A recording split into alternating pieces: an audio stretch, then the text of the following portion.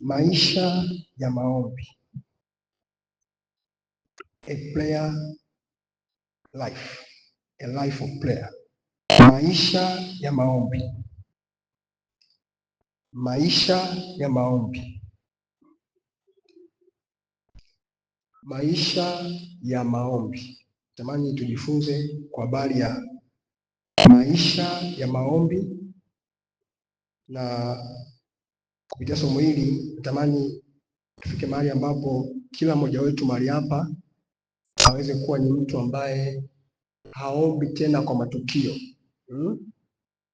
Haombi kwa sababu ya jambo fulani ambalo limetokea. Kwa mfano, mwaka huu 2025 Tanzania tuna uchaguzi. Sawa? Kuna baadhi ya watu ambao hawajawahi kuombea uchaguzi, ila kikaribia mwezi wa 10 wakati uchaguzi umekaribia ndio wanaanza kuomba. Sasa hayo sio maisha ya maombi. Hayo ni maombi ya matukio. Lakini natamani siku ya leo Bwana amsaidie mtu mmoja. Na hili somo ni la mtu mmoja specifically, mtu mmoja tu ambaye anamsikiliza. Mungu ampatie na kumjaza kwa roho ya neema na maombi katika jina la Yesu. Amen. Kama mtu mwenyewe usikie sana amina kubwa. Amen. Yes. Kwa hiyo kuna kitu kinaitwa maisha ya maombi. Najua tumefundishwa kwamba maombi ni kwa ajili ya kuombea mahitaji.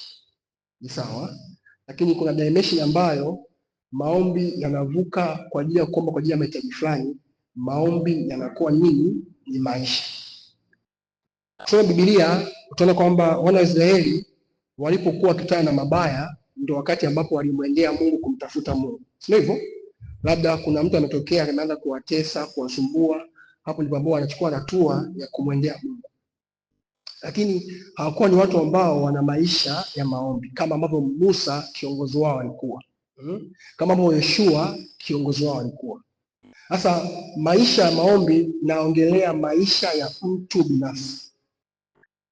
Na uzuri tunamshukuru Mungu hata kanisani leo asubuhi umefika mahali hapa tumeanza kwa maombi. Sasa kama utakuwa ni mtu wa kutegemea maombi ya Jumapili asubuhi ya saa 1 ni hatari sana. Sijajua maisha yako unaishi huko unapoishi. Sababu Mkristo ambaye anasubiri afike kanisani ndio aombe ni Mkristo ambaye ni rahisi kwanza kupelekeshwa na matukio, ni rahisi kuingia kwenye mambo ambayo yeye mwenyewe hakuyategemea kwa maisha yake. Sababu gani?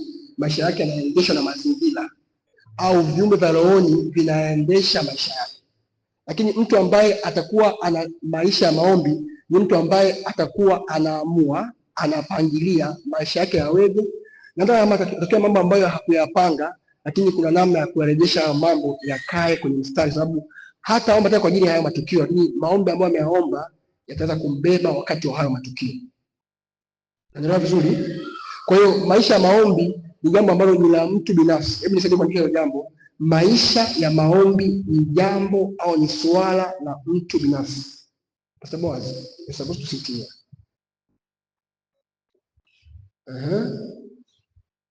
Kwa hiyo maisha ya maombi ni swala la mtu binafsi. Maisha ya maombi ni swala la mtu binafsi.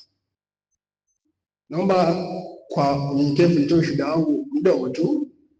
Nakumbuka wakati nimeokoka nilikuwa nasali kanisa moja hivi huko kabla sijaja hapa chini ya baba, sawa? Katika ile kanisa nilikuwa ni mtu ambaye namshukuru Mungu nijaza Roho Mtakatifu kabisa kutoka kanisani, na nikawa naweza nikaomba kwa kunena kwa lugha. Lakini maisha yangu ya maombi yalikuwa hivi kama maisha ya mtu mmoja hapa ndayaongea exactly.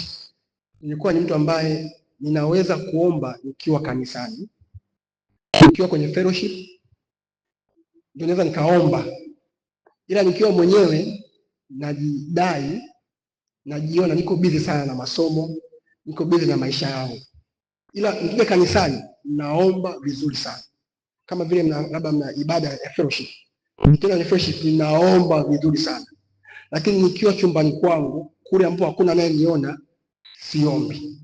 Na ndivyo ilivyo maisha ya Wakristo wengi sana. Wakiwa kanisani, kwa sababu wapo mbele za macho ya watu, wapo mbele za macho ya washirika wao, washirika wenzao, watajitahidi kwa kila namna waonekane wanaomba. Hata kama huwa waombaji, tutafanya naye pale anasema kabisa hivi, ili tuonyeshe kwamba na mimi nafanyaje, ninaomba. Ila akiwa chumbani kwake, akiwa mahali pake pasiri, ana muda wa kuangalia movie, ana muda wa kuingia mtandaoni, ila hana muda binafsi wa maombi. Hayo ndio maisha ya warokole wengi. Nimesema warokole, wewe sio mrokole, wewe umeokoka, ni mwana wa Mungu. Maombi yao ni paka wawepo mbele za watu, ila hawana maisha binafsi ya maombi. Sasa Bwana wetu Yesu, kitabu cha Luka 11, ili tuanze pale. Luka sura ya 11 mstari wa kwanza. Luka sura ya 11 mstari wa kwanza. Tuone Bwana wetu Yesu mfano wetu halisia, role model wa maisha yetu ya wokovu. Tunajiita wa Kristo kwa sababu ya Yesu Kristo. Luka sura ya 11 mstari ule wa kwanza. Naomba tusome kwa sauti, anasemaje? Hebu fika hapo. Na kama jirani yako ana Biblia, unasoma naye Biblia. Wote msome kwa pamoja, usome peke yako. Luka sura ya 11. Anasemaje? 1, 2, 3 kwa sauti. Sikuja kwa sauti, anasemaje? Akilala, akila chakula, akipiga soga. Soma vizuri, anasemaje? Akichati. Hujasoma vizuri, hebu angalia Biblia yako. Anasemaje hapo? Amekaa na tafakari tu. Anaendelea, anasemaje? Alipokwisha mmoja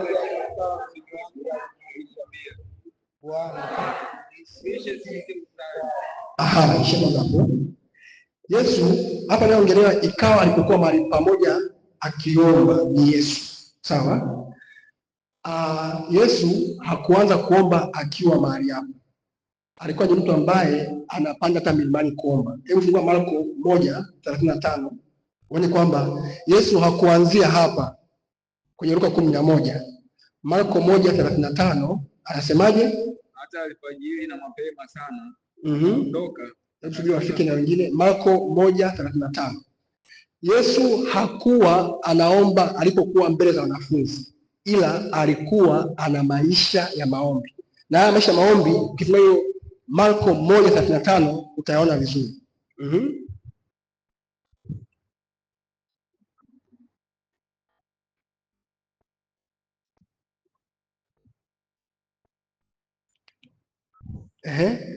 Marko 1:35. Tusome kwa sauti kwa pamoja. Hata alfajiri na mapema. Kwa mapema sana ni kama muda gani? Kama sema saa 10, saa 11 hivi, sio hivyo? Endelea.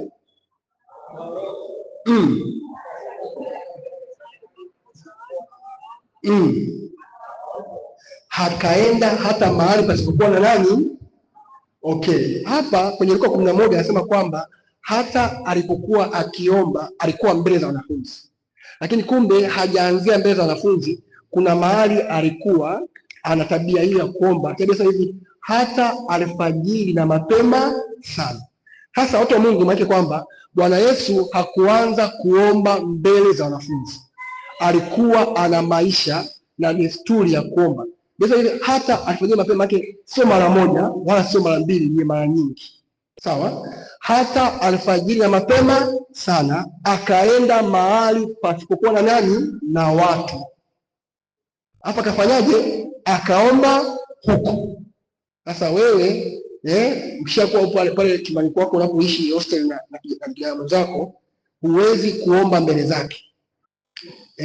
Hata tu ile ukae pembeni ukapiga magoti ukaomba, huwezi. Unaona aibu. Kuna watu ambao wakikaa na mtu hawezi kuomba. Sababu gani? Atanionaje mimi naomba sana? Maombi ni jambo la siri, naombea rohoni. Hata ilipokuwa alfajiri na mapema sana. Bwana Yesu alikuwa na maisha ya maombi. Wanafunzi wa Yesu walipokaa na Yesu wakawa wanamuona huyu mtu kuna mambo ambayo yanatokea maishani mwake kwa sababu ya maisha yake ya maombi. Luka 11 anasema kwamba Mwanafunzi mmoja akamtazama akamwambia, Bwana, utufundishe na sisi kusali. Kama ambavyo umeenda shuleni ujifunze famasia, kama ambavyo mtu anaenda shuleni ajifunze elimu fulani, vile vile kuomba kunafundishika. Na nisikia vizuri? Kama ambavyo mtu anaenda shuleni kujifunza elimu fulani, kwa mfano wewe unajifunza daktari. Kama unataka kujifunza, vile vile maombi yanafundishika. Na kama unataka kujifunza maombi, maana kwamba kiwango chako cha kuomba ni sawasawa na kiwango chako cha kujifunza maombi. Kiwango chako cha maombi ni sawasawa na kiwango chako cha ufahamu kwa habari ya maombi.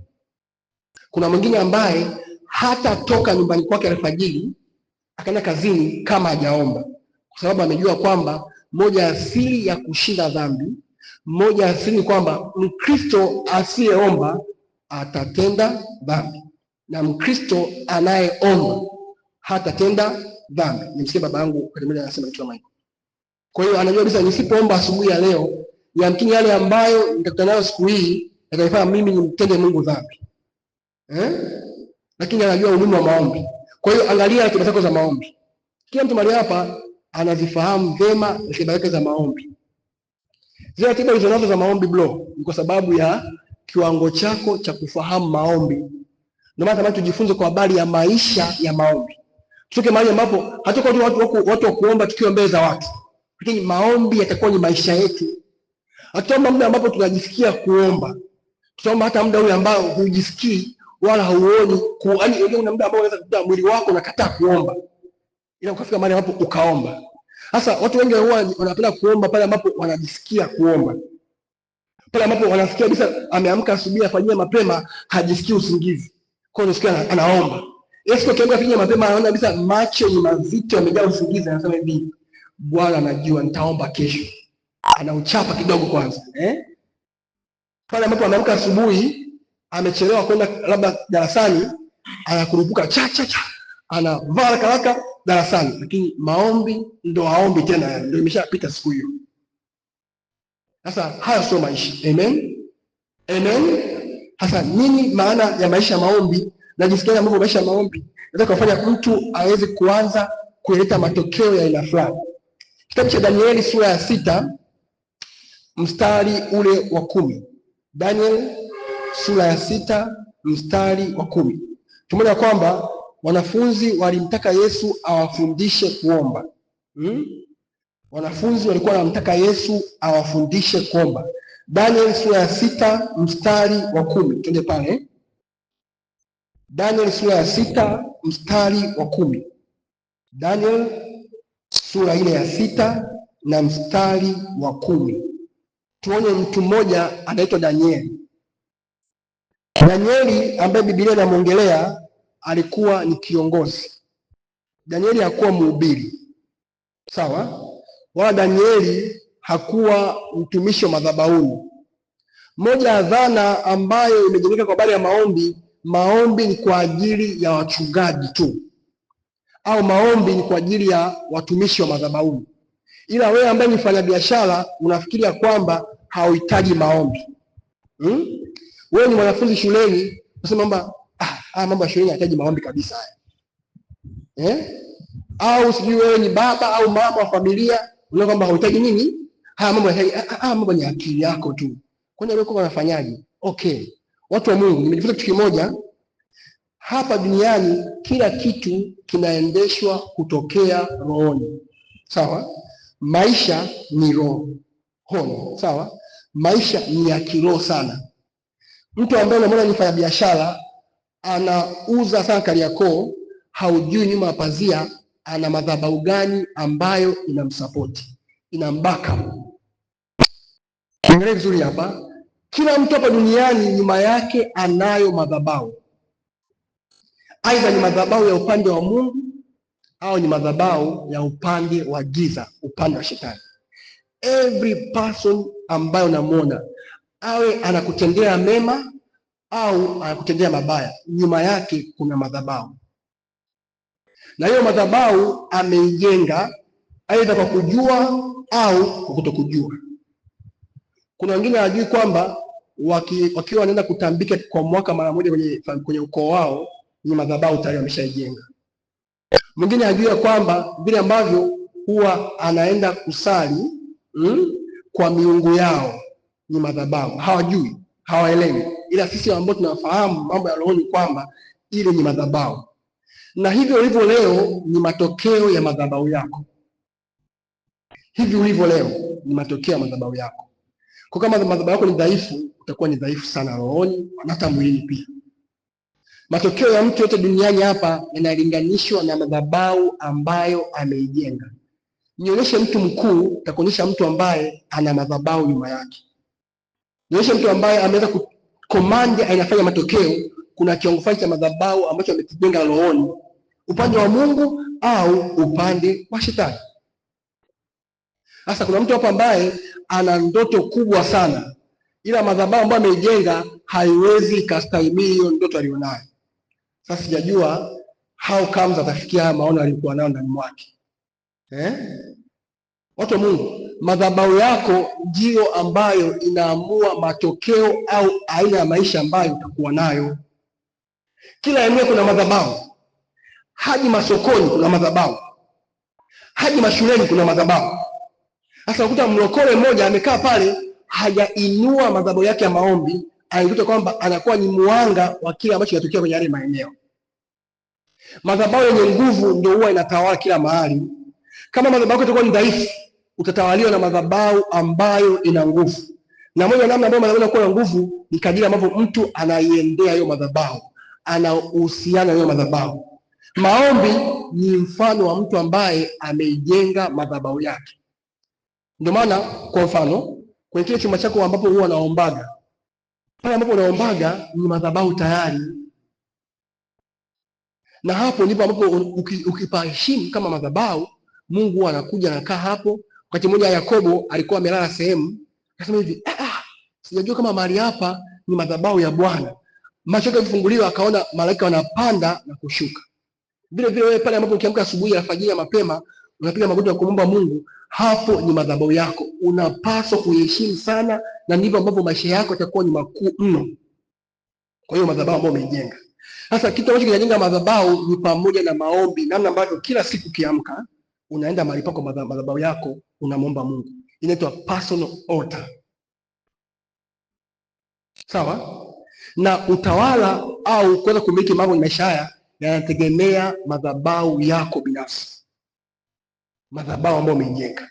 Sasa twende Danieli sura ile ya 6 mstari wa 10. Danieli alikuwa ni mtawala. Danieli alikuwa ni waziri mkuu. Danieli alikuwa baada ya mfalme, yeye ndio mtu ambaye anafuata kwa mamlaka. Lakini Danieli alikuwa na kitu kifanya ambacho ni kizuri sana, nasaidia tukijue. Na mimi natamani mtu mmoja mahali hapa, kama ambavyo Danieli alikuwa na tabia hii ya maombi, wewe pia Bwana akuingizie tabia ya maombi kwa jina la Yesu. Amen. Danieli sura ya 6 mstari wa 10. Naomba unisomee kwa sauti yasemaje? Soma kwa sauti yasemaje? Hata Danieli alipojua ya kuwa yale maandiko yamekwisha kutiwa sahihi, akaingia nyumbani mwake, na madirisha ya chumba chake yalikuwa yamefunguliwa kukabili Yerusalemu. Akapiga magoti mara 3 kila siku, akasali, akashukuru mbele za Mungu wake kama alivyokuwa akifanya tokea. Maana Danieli alipoona yale maandiko yamekwisha kutiwa sahihi. Kwenye haya maisha unapoenda darasani kwako, yamkini kuna sahihi ambayo imekwisha kutiwa. Kwenye familia yako yamkini kuna sahihi ambayo imekwisha kutiwa. Kuna maandiko ambayo yamesha kuandikwa. Ndio zinaitwa alama za kifamilia. Ushasikia mambo kama hayo? Yaani ni mambo ambayo kabisa yameshatiwa kwenye familia fulani. Labda familia hii ni watu ambao hawatavuka level fulani. Ukiangalia historia nyuma yako ya maisha yako, mfano, hebu kila mtu mahali hapa niangalie vizuri. Angalia familia yako vizuri. Hebu saizi kila mtu kwa akili yako, hebu nenda kwenye familia yako, hebu chunguza level za mafanikio ya familia yako. Kama ukikuta kwamba kuna watu ambao labda hakuna mtu ambaye aishafika chuo kikuu, wewe ndo wa kwanza, maana kwamba kwenye familia yako hiyo kuna madhabahu fulani ambayo ishasemeshwa juu ya watu kwa habari ya elimu zao. Kama familia yako kuna amna mtu ambaye jina lake limetajwa miongoni mwa wakuu taifa hili. Yaani haujawahi kusikia mtu ambaye taifa hili anaweka kwa jina ambaye anaitwa labda sio, unasikia mtu anaitwa Sawe, Hakuna Sawe ambaye ashatokea ambaye ametikisa dunia hii. Jua kwamba my friend, you have a way to go.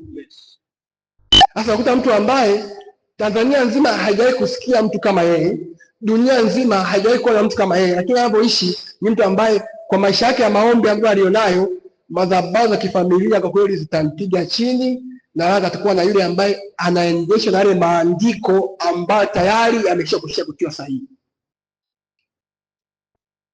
Unasikia vizuri? Kwenye familia yako, kwenye ukoo wako. Kwa mimi kaangalia kwenye ukoo wangu mimi hapa. Hivi kuna mtu ambaye aishawahi kupata PhD? Sijawahi kumsikia kwenye ukoo wangu mimi, yani kiangalia upande wa baba, upande wa mama. Hakuna. Level ambayo amefika level kubwa sana ni masters. Na hiyo masters yenyewe wamefanya kwa nguvu sana. Sawa? Sasa nikasema hapa kwa kweli nisipokuwa makini, yamkini mimi masters nisimalize hii. Watu wa Mungu, niwaambie kweli. Mimi kuna muda hapa mwezi wa kwanza wa pili, actually mimi mchungaji wenu nasoma masters, sawa? Kashangaa shule haiendi. Nafungua PC yangu, sijisikii kuandika, sijisikii kusoma. Na najua hapo inabidi nisome kwa sababu muda deadline imekaribia. Ilipaswa nifanye final presentation mwezi wa 3 tarehe 9, na yeye ndio kuifanya mwezi wa 4 tarehe 30. Kama nisingestuka kajua kwamba kumbe maisha ya maombi yako very serious. Sasa sababu nilikuwa mtumishi wa Mungu juu yangu, baba yangu, nikaenda kumwambia baba, kwa kweli ile masters yangu naona kuna mambo ambayo yanaendelea siyaelewi. Sawa? Baba, siyaelewi kabisa. Hebu nisaidie baba yangu. Ambia piga magoti. Sasa ngoja nikwambie mambo ambayo baba aliniombea. Akasema hivi, nyinyi akina Chaula ambao hamtaki mwanangu amalize masters, nyinyi ambao hamjawahi kufikia level hii, ambao mnataka mzue na huyu, kwa jina la Yesu mwachie mwanangu. Pamoja na kwamba nimeokoka, pamoja na kwamba nimejazwa na Roho Mtakatifu na ni mtumishi wa Mungu, lakini bado kuna vitu fulani kwenye ulimwengu wa roho vilikuwa vimewekwa kwenye familia yangu, vikawa vinataka vinizuie mimi kumaliza. And I can tell you, nasema kabisa Mungu ananiona. Ni baada ya yale maombi, kesho yake nikajisikia nguvu ya kuanza kufanya kazi kwa bidii, kuandika kwa bidii sana. Tena sababu nilipoteza muda na nafikiria kiungu juu yangu, nikafanya kwa kasi ya kiungu yangu. Nikakimbia. Sasa kufikiria kama nisingesaidiwa kwa namna hiyo pia. Sasa ndivyo ambavyo wewe maisha yako pia kuna mahali ukuta muda mrefu umekwama, muda mrefu unatumia nguvu, yani kama vile unafanya ile unasema jeshini, unasema ile jeshini, unaomba pia upo hapo kila siku upo hapo. Wewe fedha yako ambayo kama biashara yako ni 50. Yaani hiyo wiki ukiwa umepambana sana, yani umekazana, yani umestruggle 50. Alafu umeridhika, umekaa tu, hata ubabaiki yani. Sio unaamka kuomba, hata ujisikia sema taomba kesho. Taomba baadaye. Alafu baadaye hiyo umesinzia. Umefika kitanda kuomba, leo nilikuwa na kazi nyingi sana, nitembea sana Kariakoo leo. Yaani nimechoka kweli. Sema unaomba, oh Bwana, huyo umeshalala. Alafu una amani kabisa, unajisikia vizuri, unaona maisha yako yanaenda. Wakristo wengi wanatawaliwa na maisha yao na yale mazingira yao. Kama sio mazingira ni familia alizotoka, kama sio familia alizotoka ni hali za maeneo zinawatawala. Yaani kila eneo kuna familia spirit ambazo zinataka wewe ufanye na lile eneo, uuze kama wao, uishi kama wao, uwe kama wao. Sasa familia spirit zinafanya kazi kama madhabahu ya maombi, ni dhaifu sana. Ndio hasa hivi ile andiko limekwisha kuandikwa kwamba kila mtu maeneo haya hatavuka level hii. Kwa mfano hili kanisa liko mahali hapa, ile leo Gongo la Mboto, kuna maandiko yameshaandikwa kwamba hili kanisa litakaloanzisha hapo Gongo la Mboto halitavuka miezi 10 au miezi 9 kwa mfano. Kwa tumeenda vizuri miezi 9, tulipofika mwezi wa 9, my lord, tukaanza kustruggle. Kodi inatusumbua. Kumbe nikafanya maisha ya rohoni kwamba hawa watu hawatavuka muda fulani. Sasa sijajua wewe upande wako ni kitu gani ambacho kinakuwa juu yako, lakini nakwambia kwamba kama utaanza kuwa serious na madhabahu yako ya maombi, yale maandiko ambayo yameandikwa hatakuwa na nguvu juu yako kwa jina la Yesu Kristo. Yaani ukianza kuwa serious na maombi, na hizi madhabahu huwa zinakuwa serious pale ambapo mtu anakuwa dhaifu rohoni, mtu anakuwa hana uzito rohoni. Mtu asiyeomba ni mtu ambaye hana uzito rohoni. Mtu asiyeomba ni mtu ambaye hana uzito rohoni. Chochote kile kikampelekesha. Haya, angalia mtu ambaye ana uzito rohoni, ghafla yupo kwenye mahusiano akaachwa. Pastor, yani moyo wangu umeumizwa sana. Pastor, siku ile kanisani kwa sababu boyfriend wangu ameniacha. Sasa sikiliza. Huyo boyfriend wake ni Muislamu. Yaani naongea na mtu mmoja hivi very serious. Ameokoka, girlfriend wake ni Muislamu. Asema yeye anapenda Mungu, hata muda mwingine ananipa hata sadaka kabisa. My friend. Hawa ni watu ambao madhabahu za maombi zina changamoto. Yaani eti wewe ni umeokoka, mkaka Muislamu anakufuata, anaongea na wewe kabisa, anakupanga na unapangika kabisa. Serious. Afu umeokoka, umejaza mambo ya hiyo lugha lazima tuchunge tena vizuri. Watu wa Mungu, madhabahu yako ya maombi inaamua maisha yako yanaendeshwa vipi. Kama unataka uwe mtu wa kuendeshwa na roho za maeneo, roho za kifamilia, roho za kiukoo, lazima uimarishe madhabahu yako ya maombi. Kila mahali yako maandiko ambayo yameshaandikwa. Hatuwezi tukafuta maandiko kama tutaimarisha mahali petu pa maombi. Kuna wengine ambao familia zao zimeandikwa kwamba utaolewa au utaoa, lakini ukishaoa kuolewa, ndoa yako itafika miaka mingapi? Miaka michache utaachwa. Imeandikwa rohoni, afari andika ni babu yako fulani hivi, uko vizazi kama 10 vivyo, kama 3 vilivyopita, vizazi 3 vilivyopita. Akasema kwamba enyi mizimu, na wapatia ukoo wangu huu. Kumbe hivyo wapatia ukoo wao, wakasema kwamba ukoo wako ili utupatie, ndoa zao ziko na changamoto.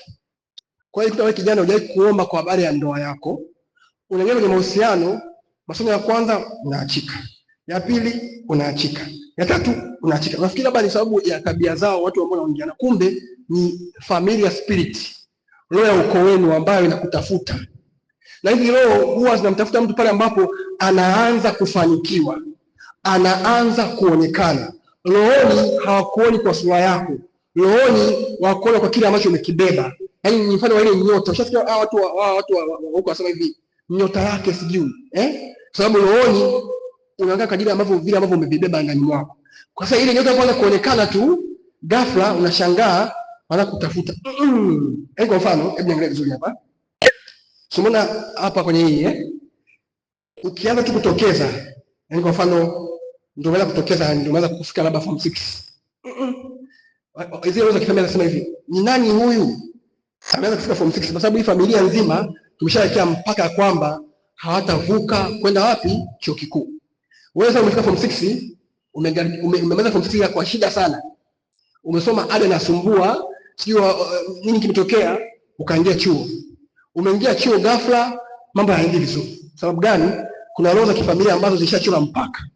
Sasa huo mpaka ambao umecholewa utauondoaje kama utakuwa ni mtu ambaye una uendelevu kwenye madhabahu ya maombi? Kila mtu kuna mpaka ambao amecholewa. I can tell you. Amen. Hasa tuendelee na Danieli. Hapo kwa msikia mtu mmoja aelewe. Danieli sura ya 6 mstari wa 10. Danieli 6:10. Danieli 6:10. Hata Danieli, na hiyo somo kwa sauti, soma moja, bita soma kwa sauti, asemaje? Hata Danieli alipojua ya kuwa yale maandiko yamekwisha kutiwa sahihi. Ishi hapo. Alijua. Kwa hiyo pia jua kwa habari ya maisha yako, jua kwa habari ya familia yako, jua kwa habari ya sehemu uliopo. Ndio asemaje? Akaingia nyumbani mwake na madirisha katika chumba chake yalikuwa yamefunguliwa kukabili Yerusalemu. Akapiga magoti mara 3 kila siku akasali, akashukuru mbele za Mungu wake kama alivyokuwa akifanya tokea hapo. Maana Danieli alipoona ile andiko hakuanza baada ya kuona andiko, alikuwa na maisha ya kuomba. Watu wa Mungu, maombi ni kazi.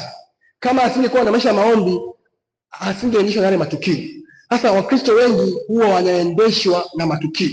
Ni binti amekaa miaka yote hajawahi kujiombea kwa habari ya mume na ndoa yake. Amefika miaka 29, kwa hiyo miaka mimi nimefika hapa, inanipaswa nini nimeolewa. Ila kabisa amecheleweshwa. Hapo ndipo ambapo anaanza maombi special kufunga, kumwambia Bwana, Baba aliyemchelewesha mume wangu kwa jina la Yesu Kristo. Yule adui ambaye anamfanya Mungu asionekane, asinione, watu kanisani hawanioni, natoa hilo umekuja umechelewa, sawa, sababu andiko tayari shaandiko kabla ya wewe kujua. Mtu ambaye anaomba ni mfano wa mtu ambaye anatanguza protocol mbele ya maisha yake. Anasema Apostle Joshua Selman. Kwa mfano, niko hapa, kesho yangu miaka 10 ijayo. Napoomba leo, maombi yangu haya yananitangulia miaka 10 ijayo, yananisubiria hiyo miaka 10 ijayo. Kwa hiyo miaka 10 ijayo, sitastruggle kwenye hiyo sababu gani? Nilishaomba sasa. Shida ni pale ambapo nafikiri maombi unayoomba ni kwa ajili ya leo. Maombi unayoomba, Biblia inasema hivi, kuna kama prayer bank ipo kabisa ambayo huwa inahifadhi maombi ya watakatifu. Ufunuo sura 5 mstari wa 6 pale nafikiri. Ufunuo 5 kuna prayer bank. Hebu angalia kitu, kuna prayer bank. Hebu sema kuna benki ya maombi. Nikusikia sema kuna benki ya maombi. Iko rohoni kabisa benki ya maombi.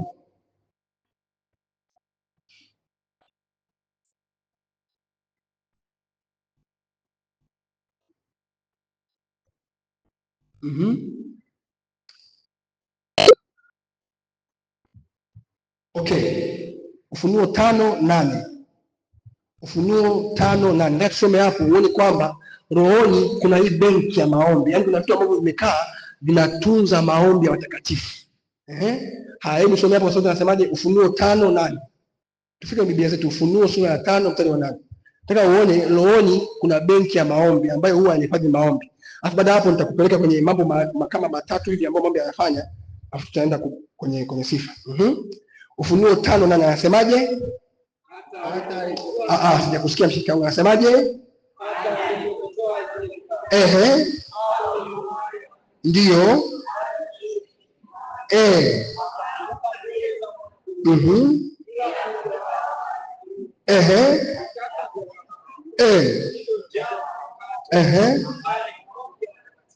Ujite kwa sauti anasemaje? Hata alipokitoa kile kitabu, kwa sauti kabisa, hao wenye uhai 4 na wale wazee 24 wakaanguka mbele za Mwana-Kondoo.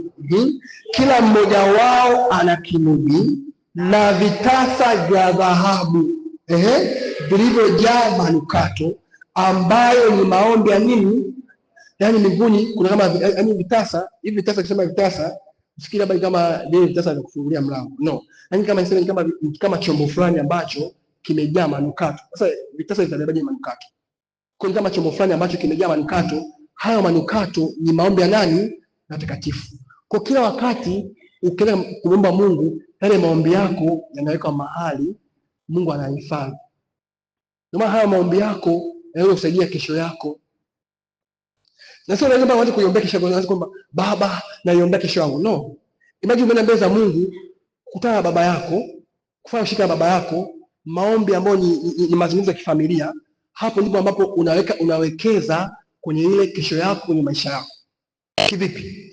Mambo makuu 4 ambayo maombi huwa yanafanya maisha ya mtu, ambayo anapoomba ni kama anafanya uwekezaji, ambao uwekezaji huwa unaenda kumwelekea kwenye kesho yake. Maombi ni uwekezaji. Andika hicho kitu kusaidia. Maombi ni uwekezaji. Chris, right? Maombi ni uwekezaji. Maombi ni uwekezaji. Prayer is an investment. Yeyote yule ambaye anaomba ni mtu ambaye anawekeza kwa ajili ya kesho yake, anawekeza kwa ajili ya maisha yake, anawekeza kwa ajili ya familia yake, anawekeza kwa ajili ya watoto wake. natamani nipate mabinti ambao walikuwa ni mabinti ambao wamejaa maombi. Kwa hiyo anaingia kwenye maombi, ashika tumbo lake, anamwambia Bwana, wale ambao nitawabeba kwenye tumbo hili watakuwa ni watu wakuu, watakuwa pale utukufu, watakuabudu wewe Mungu wangu. Haya, amepata mimba, anaomba kwa baba mtoto wake. Amepata mtoto wake, anawawekea mikono. Wakiwa wadogo bado anawaambia, wewe utakuwa waziri mkuu, wewe utakuwa ni mwanasiasa mkubwa, wewe utakuwa daktari mkubwa, wewe ni engineer. Anawasemesha yale mambo, ndo anapowaombea. Baada ya miaka michache amekuwa engineer. Sisi tunaona engineer, kumbe engineer huyo alitengenezwa kwa maombi ya mama yake. Maombi ni nafasi yako ambayo Mungu akupatia uweze kuyaumba mambo kwenye maisha yako. Unasikia vizuri? Maombi ni nafasi ambayo Mungu akupatia uweze kuyaumba mambo kwenye maisha yako. Uweze kuiumba ile kesho unayoitaka. Uweze kuumba ile familia unayoitaka. Uweze kuumba ile biashara unayoitaka. Uweze kuumba kwa habari ya ndugu zako. Maisha yanaamuliwa na uwekezaji wako kwenye maombi. Nisikilize vizuri. Maisha yako yalivyo leo ni kutokana na uwekezaji wako kwenye madhabahu ya maombi. Kwa hiyo ukiona kama maisha yako bado hajafikia vile viwango ambavyo unavitaka, basi ongeza uwekezaji wako kwenye madhabahu ya maombi. Sasa huu uwekezaji huwa unafanya mambo makuu manne. Mambo makuu manne ambayo maombi huwa yanafanya kwenye maisha ya mtu. Mambo makuu manne ambayo maombi huwa yanafanya maisha ya mtu. Jambo la kwanza, yeyote yule ambaye atakuwa ni muombaji, mambo manne baba yangu alinipatia na mimi natamani leo nikupatie uweze kuyaelewa. Mambo manne ambayo maombi huwa yanafanya kwenye maisha ya mtu. Maombi, jambo la kwanza kabisa, maombi huwa yanamfanyia mtu atembee kwenye majira sahihi ya kimungu. Maombi humfanya mtu atembee kwenye majira sahihi ya kimungu, atembee kwenye muda wa kimungu, atembee kwenye majira sahihi ya kimungu, atembee kwenye muda wa kimungu. Maombi humfanya mtu atembee kwenye majira sahihi ya kimungu. Niangalie watu wa Mungu. Kuna aina mbili za majira. Kuna Kronos na kuna Kairos. Sawa? Hebu njoo tuone kitu kimoja nzuri hapa. Kuna Kronos na kuna nini nimesema? Kairos. Huyu hapa Boaz awe ni Kronos. Sawa? Huyu awe ni Kairos. Wewe upo katikati. Maisha yako siku zote, mwanadamu wa kawaida duniani huwa anatembea kwenye Kronos, muda wa kibinadamu. Kwa mfano, ibada yetu inaanza saa 2 kamili, huo ni muda wa kibinadamu, tunaita Kronos. Lakini uko muda wa kimungu unaitwa Kairos. Sasa wanadamu wengi huwa wanatembea kwenye huu muda, na maisha yao yote yanaamriwa na huu muda.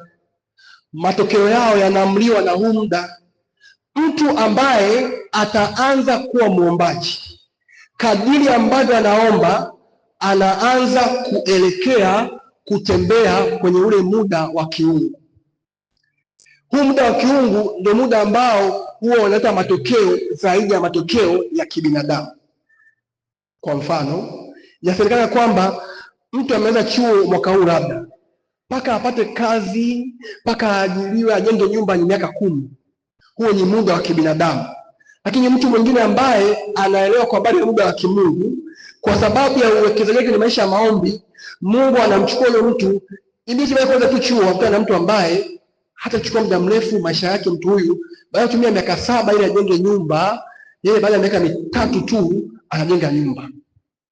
Sababu ya nini? Muda wa kimungu ambao anakutana nao, ambao umeenda kasi kuliko muda wa kibinadamu.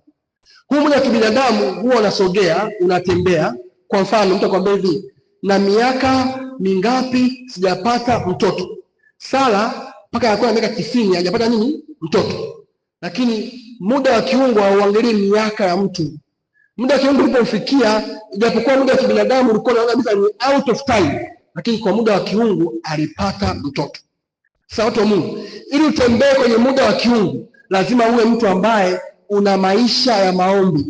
Madhabahu ya maombi sio siku ambayo unajisikia una tatizo fulani, hapana. Yao ni maisha yako. Hiyo itakuwa pale ambapo unajikuta tu unaingia kwenye huu muda.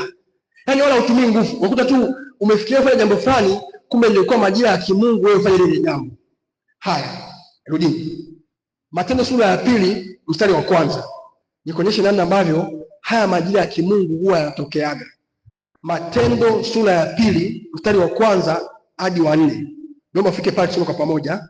Matendo sura ya 2 mstari wa 1 hadi wa 4.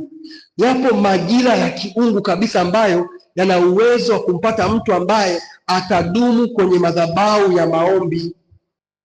Matendo sura ya 2 mstari wa 1. Naomba unisomee, anasemaje hapo? Hata ilipotimia siku ya nini? Sijakusikia kwa sauti moja. Nitasoma sauti, anasemaje? Hata ilipotimia siku ya Pentecost. Walikuwa wote mahali pamoja. Ukaja ghafla toka mbinguni. Kukaja nini? Ghafla. Kukaja nini? Ghafla. Kukaja nini? Ghafla. Hata ilipotimia siku ya nini? Ya Pentecost. Walikuwa wote mahali pamoja. Maana yake kwamba kwa muda, Pentecost yake ni 50. Walikuwa wanafunzi hapo mahali wanaomba kwa muda wa siku 50. Sasa ilipofika ile siku ya 50, wao wanaendelea na ratiba yao ya maombi. Ikatokea mstari wa 2. Hebu soma mstari wa 2 hapo. Sijakusikia kwa sauti. Kukaja. Okay. Hawa wanafunzi siku ya kwanza walianza kumuomba Mungu. Hakukuja ghafla. Siku ya pili walimuomba Mungu. Wiki ya kwanza walimuomba Mungu. Siku ya 30 walimuomba Mungu. Siku ya 50 wakiendelea kumuomba Mungu, ndio inatokea mstari wa 2. Hebu nisome tena mstari wa 2 kwa sababu nasema mstari wa 2. Kukaja ghafla toka nini? Maana kwamba muda wa kiungu huwa hatujui inakuja muda gani. Ya mkiwa kaja ghafla siku ambayo wewe ulikuwa umesinzia. Yangeza kaja ghafla siku ambayo uliacha ratiba yako ya maombi. Yangeza kaja ghafla siku ambayo ulizembea kiroho. Sasa lazima uwe na muendelezo wa maisha ya maombi. Hata siku ambayo hujadhania, Mungu akija atakukuta upo mahali pako pa maombi. Hawa hawakuta ukiwa sokoni. Hapa hawakuwa sokoni. Unanielewa vizuri? Hapa hawakuwa sijui wapo wanafanya biashara zao. Walikuwa mahali pa maombi. Na ndivyo ambavyo wewe hapo umejiwekea saa lako moja la maombi. Kila siku naomba, unaamka alfajiri saa 11 unamuomba Mungu. Hadi saa 12. Unaomba. Kuna siku ambayo inatokea, hiyo ndio siku ambayo Mungu alikuwa amekuwekea rohoni akuletee mke wako. Hiyo siku wewe ndio siku umelala. Unapishana na hiyo kitu. Alafu majira ya kimungu alivyo mpaka yajirudie huwa ni tofauti na majira ya kibinadamu. Kwa hiyo huwezi kujua atajirudia lini. Kwa hiyo Mungu, maisha ya maombi ya muendelezo ukufanya wewe ukutane na majira ya kimungu, ukutane na muda wa kimungu. Yaani ule muda ambao Mungu alikuandalia ule muujiza ambao umesubiri muda mrefu, unategemea muendelezo wako kwenye ratiba za maombi.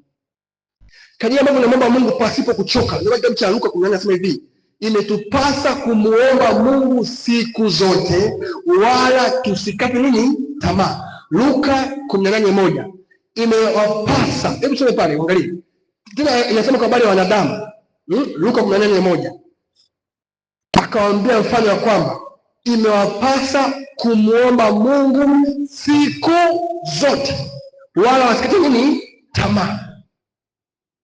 Kwa maana kwamba ukiona mtu ambaye anakata tamaa kwa jambo lolote ni mtu ambaye hana maombi kwenye hilo jambo. Ukiona mtu ambaye anakata tamaa kwenye jambo lolote hili, maana hana maombi kwenye hilo jambo la muongezo kuliombea hilo jambo. Hata kwenye maisha kawaida tu, mtu ambaye muhimu maombi kwamba kuna baadhi ya mambo yanakuta kwenye maisha haya yanaweza kuja ghafla. Lakini kwa sababu ya muongezo kwenye ratiba za maombi, Mungu akupa uwezo wa kuyakabili haya mambo. Unakuwa na moyo ambao ni mkuu kuyakabili mambo. Unajua ni ajabu sana pale ambapo Mkristo kwa nje hivi anakuwa ni mtu wa maana, ila kumbe ndani mwake ni dhaifu, hatari mno.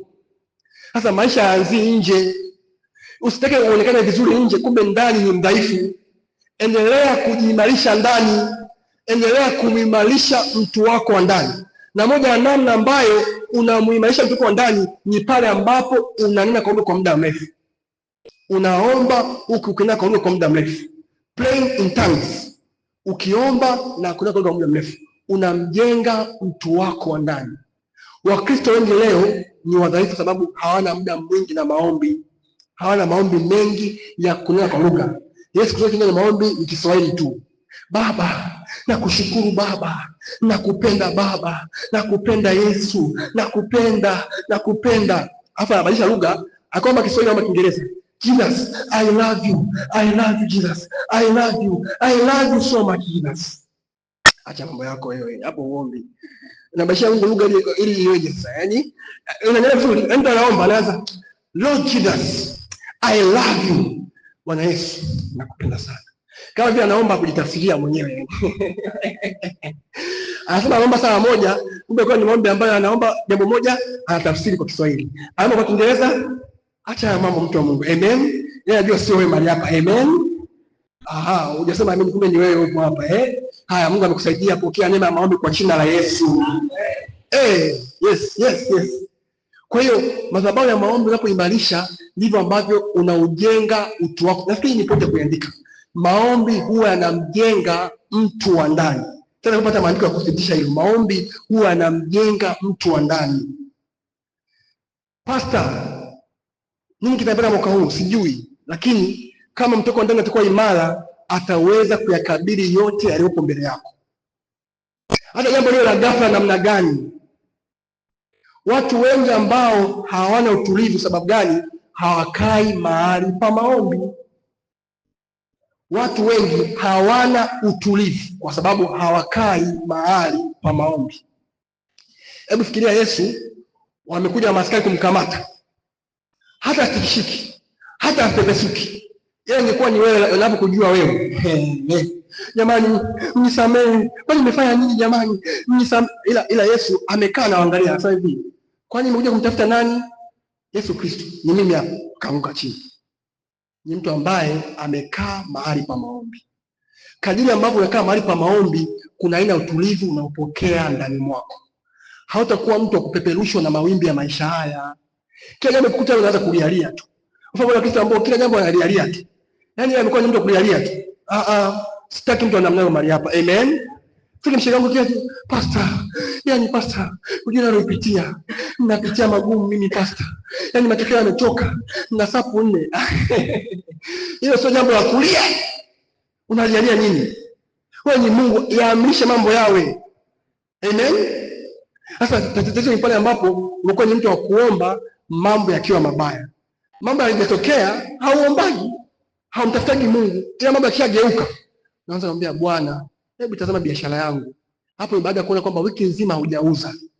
Ila ukiamka asubuhi hata uomba, yaani unajua maisha Bwana. Leo nakuombea mshirika wangu kwamba wewe sio mmoja wapo watu namna hiyo kwa jina la Yesu. Unapoomba unaimarisha utu wako nini? Wa ndani. Wakorintho wa kwanza 14:4. Anenaye kwa lugha hujijenga nafsi yake. Wakorintho wa kwanza 14:4. Yeye anenaye kwa lugha hujijenga nini? Nafsi yake. Kadiri ambavyo unanena kwa lugha unamjenga mtu wako wa ndani. Na mtu wako ndani akiwa imara, hakuna mambo ya maisha yatamrudisha, atampelekesha. Kuna baadhi ya watu ambao wakisikia taarifa mbaya, mioyo yao huwa inashuka chini, anakuwa down, hawezi kabisa akafanya jambo lolote sababu ya taarifa mbaya ambayo amesikia. Lakini haipaswi kuwa hivyo. Unapaswa kuwa mtu ambaye hata kama utapokea taarifa mbaya, ila ndani mwako unao utulivu wa kustahimili hiyo taarifa mbaya. Amen. Na hakuna mtu ambaye ni mkuu asipokuwa na moyo mkuu. Huwezi kuwa mkuu kama moyo wako hautakuwa mkuu.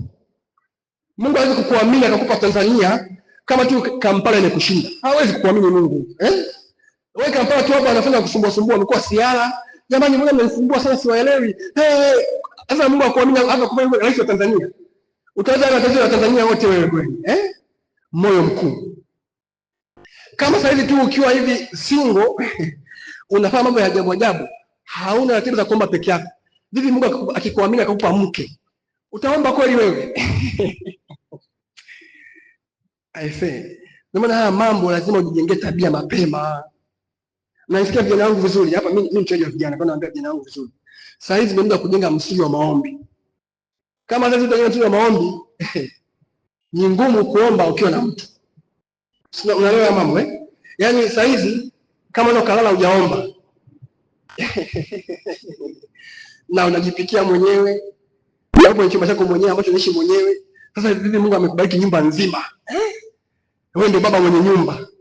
Baba mwenye nyumba, isha baba wa zamani ambao familia nzima ipo ya maombi, baba amesinzia. Baba wapo mahali hapo, kama utajibadilisha mtu wa Mungu. Lakini kama utakuwa baba wa namna hiyo, au ni wale wa mama ambao wanaambia watoto njoni muombe, afu baada ya watoto kuomba mama anaomba anasinzia. Sema mama, bwana Mungu atunze mama Yesu jamani, amen. Yule mama anaomba amesinzia kwa sababu amechoka, mambo ni mengi. Sasa wewe ni kibinti, hauna mume, hauna mtu ambaye labda mtoto ambaye bidi umbalishe mnyonyeshe, ila tu na binti wako hivyo hauombi kwa muendelezo. Far from you. Sema far from me. Sema far from me. Ni binti, haujaolewa, hauna muendelezo kwenye maombi. Sasa Mungu akishakupa mume na watoto, unanyonyesha saa 8, umeamka saa 8 unanyonyesha, una jambo fulani, labda asubuhi unabidi uandae aende shule, utaomba kweli wewe? Utaomba kweli? Hebu ngege jirani, hivi jinsi ulivyo saa hizi hauombi. Mungu akikuinua sasa, utaomba kweli wewe? Kuna singolegi mmoja hapa anaomba, baba mwaka huu usipite Bwana unipatie mume, ila kwenye maombi, yani hata maombi yenyewe haombaji, hapa naomba Mungu ampatie mume. Sasa yule mume utamshikaje bila kuwa na maombi? Wanawake ambao wanaweza kawabeba waume zao ni wanawake ambao wana nguvu eneo la maombi. Ndio mtu kama ambaye hata akaja miaka akaja na hasira, lakini sababu ya utulivu wa ndani akatulia, akamwangalia, akamwambia baba samahani. Hata kama anajua yeye baba ndio ana makosa, akamwambia mume wangu samahani. Ni mtu ambaye ana utulivu kwa njia ya maombi. Maombi huwa yanazalisha utulivu. Hebu nisaidie kuandika kitu. Maombi huwa yanazalisha utulivu. Na moja ya nguvu ya mtu aliyokoka ni nguvu zake zipo katika kutulia. Nguvu zetu zipo katika kutulia. Kitabu cha Isaya sura 30 mstari wa 15. Nguvu za mtu aliyokoka zipo katika kutulia. Na tuliaje? Anatulia mahali pa maombi. Yaani kama utakuwa umetulia mahali pa maombi, usitegemee Mungu kukupatia utulivu wa aina nyingine. Isaya 30 mstari wa 15. Thank you Holy Spirit. Isaya 30:15 anasemaje? Isaya 30:15. Natamani tusome kwa pamoja tuone kitu kwamba nguvu zako wewe mtu uliokoka zipo katika kutulia. Na namna moja wapo ambayo unajenga utulivu kwa njia ya madhabahu ya maombi. Hebu soma. Anasemaje? 1, 2, 3 anasemaje? Kwa maana Bwana Mungu. Sikusikii. Hebu soma sauti. 1, 2, 3 kama kwa sauti. Kwa maana Bwana Mungu mtakatifu wa Israeli. Asema hivi. Ndio. Wakurudi na kustarehe. Kwa hiyo sijasikia ukisoma, sijajua kwa nini. Hebu tufike hapo. Isaya 30:15. Haya, umefika Haya, tusome sauti 1, 2, 3 kwa sauti. Soma jirani. Soma jirani yako. Endelea.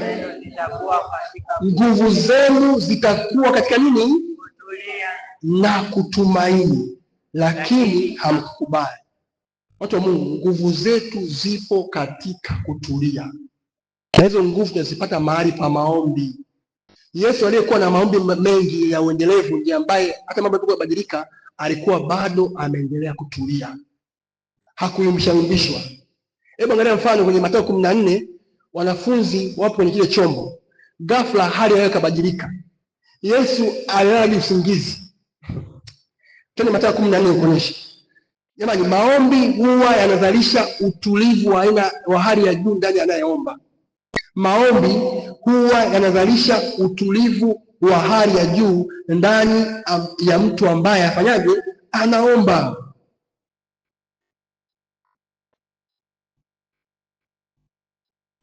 Mathayo 14:23. Naomba nikusomea hapo, muda wangu umeenda.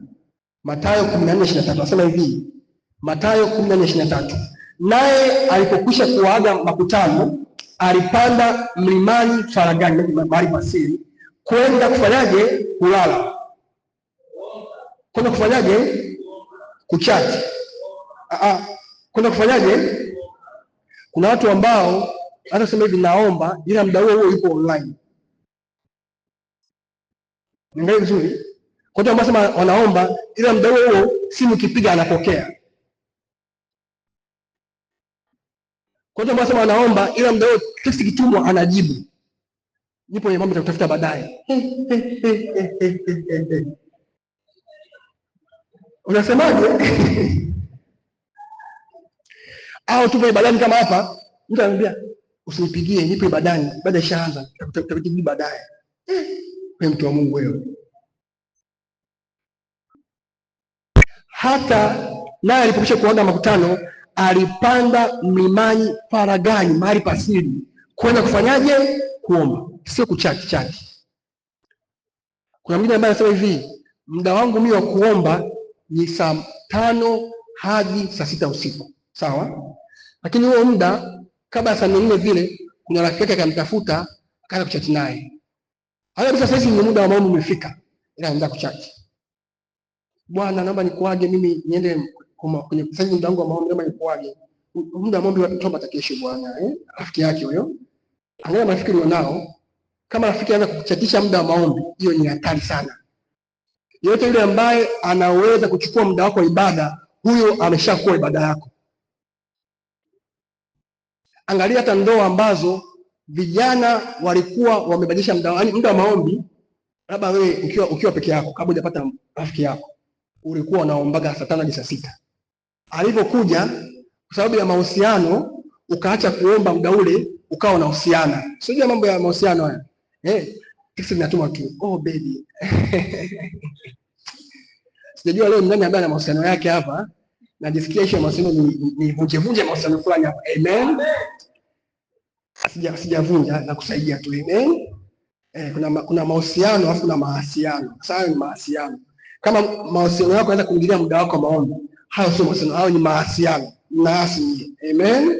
Hebu mwangalie mwasi mmoja pembeni yako hapo, mwambie wewe. Sijasema nani. Wewe ndio umemtaja huyo. Sasa mimi sijasema ni mwasi. Mwalifu mkubwa. Mwalifu mkubwa je. Yaani mtu yupo chuo kikuu afanya na mahusiano, hata akiwa hajamaliza, yupo mwaka wa 3, mwaka wa 2 yani. Hapa mwaka mwingine usoma chuo, hajamaliza afa na mahusiano. Sijajua, lakini hebu niendelee na maombi. Naye alipokwisha kuaga makutano, alipanda mlimani faragani kwenda kuomba. Mtu yoyote yule asichukue muda wako wa maombi. Hata kama ni rafiki yako, mwambie hivi, nakuheshimu sana, ila muda huu ni muda wangu wa maombi. Kuna wale wageni, watu wameshajiwekea labda mimi kila Jumamosi saa 5 hadi saa 7 atakuwa naomba. Sawa? Kifika saa 5 anagonga mlango. Hoja Antoni, nimekuja kusalimia mara moja hapa bwana. Sasa mimi ndio sanya bwana, nimekuja mara moja kuona hivi ile sasa tumeifanya. Afu ni muda wako wa maombi. Mimi kama mtu muda wa maombi namwambia karibu sana.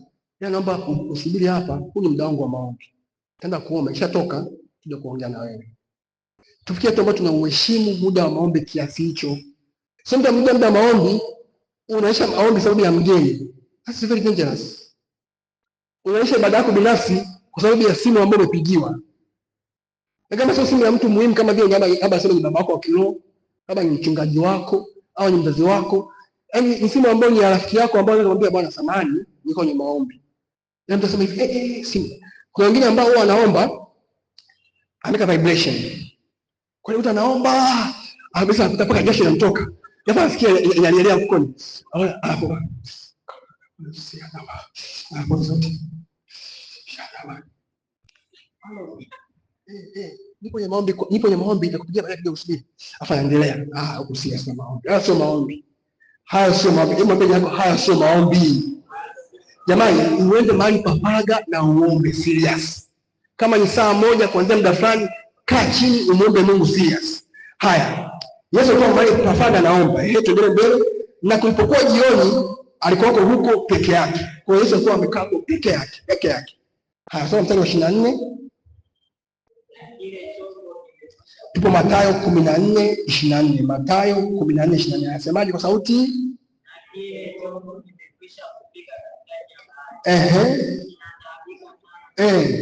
Na mawingu. Sawa, mstari 25.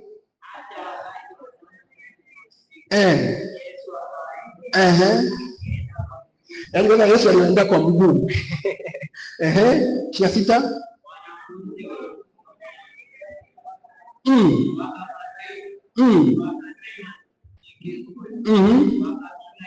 Mjomba pia yeye anaanza ndio hiyo. Kuna mtu ambaye hapa nisikia siku moja tukiwa pale Kampala, ghafla sisi patika ni tetemeko hivi. Watu walikuwa ghorofa ya juu wakaruka.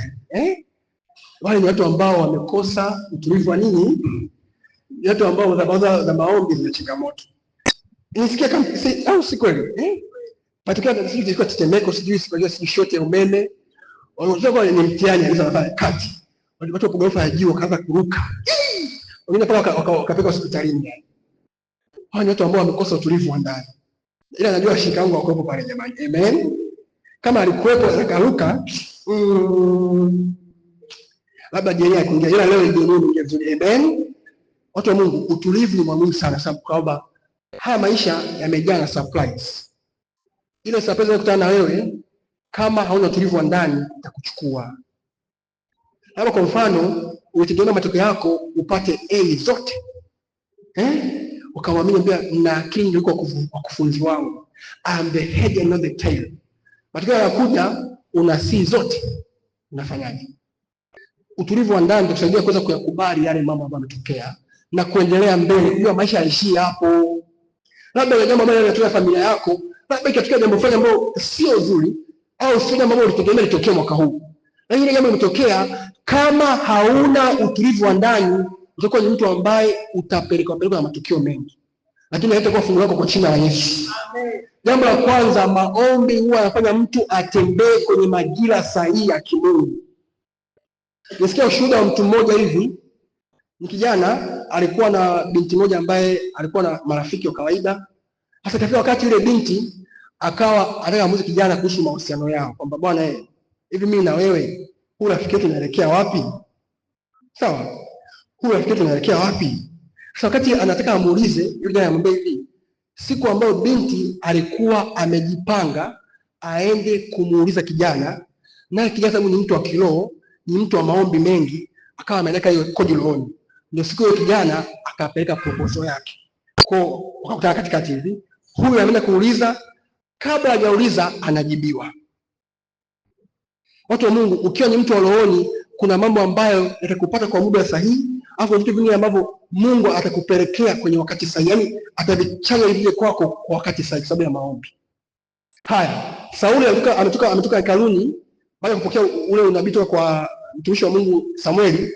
Akashuka hivi chini, akamwambia hivi kwamba unaposhuka chini utakutana na mtu fulani, anabeba kitu fulani. Kuna baadhi ya watu ambao unakutana nao kwenye majira fulani, kwenye mahali fulani. Ndio maana sio kila muda ambao unabidi uwepo kila mahali. Kwa mfano, na wale washirika wangu ambao huwa sasa wanaenda visitation. Kumbe hiyo siku ambayo unaenda visitation ndio siku ambayo Mungu alikuwa amekuandalia mtu fulani hapa kanisani, ukutane naye hapa kanisani. Sasa wewe ukawa umediverge, ukaenda wapi? Visitation. Niwasaidia watu fulani hapo. Amen. Amen. Haya, tunaendelea kidogo. Nimesema jambo la kwanza la maombi. Maombi huwa yanafanya mtu akutane na muda sahihi wa kimungu. Sasa naomba niishie hapo. Baada ya sifa tutaendelea na mambo matatu yaliyobaki. Hapa wajata kupatia mambo kama 7 hivi ambayo maombi huwa yanafanya maisha ya mtu. Amen. Amen. Hasa nataka usimame umuombe Mungu, mwambie Roho wa Bwana unijaze kwa roho ya maombi. Haya, simama hapo dakika chache nijihubiri jambo. Wakati tunaenda kwenye ibada ya sifa na kumwabudu Mungu. Manta katarabaraketele mahasa paragadia. Mande ligabaluska paragadia. Mashada kapaliga dabalianda. Unavyoomba sio kama mtu ambaye ameelewa maombi kwa muda huu chache tulikuwa tunaongea maombi. Nikusikia naomba kwa kumaanisha masheliga dabaladia mazo paragade beshete ba. Zalika ambarada bashia bagia mesubra hate libarada. Baba, uijaze kwa roho ya neema na maombi. Leo tunatamani mtu mmoja tuke mahali hapa, Mungu akiwa amemjaza kwa roho ya neema na maombi, katika jina la Yesu Kristo aliye hai. Masha tekete pala elifu pala katia mazele na mashindina mantaka pala katia zele